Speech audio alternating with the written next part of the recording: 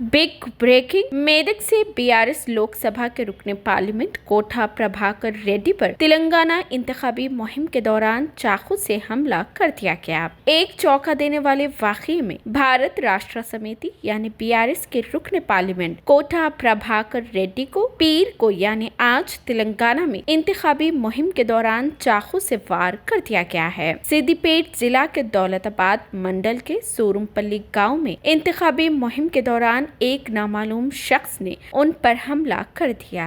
वाकये के बाद कोटा प्रभाकर को सिकंदराबाद के हॉस्पिटल ले जाया गया। काबिल जिक्र है कि कोटा प्रभाकर तेलंगाना के मेदक हलके से रुकने असेंबली है।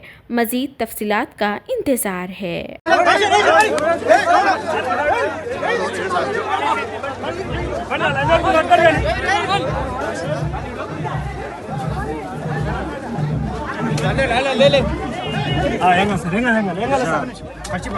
अरे बैठो बैठो जल्दी बैठो। चलो अरे बैठो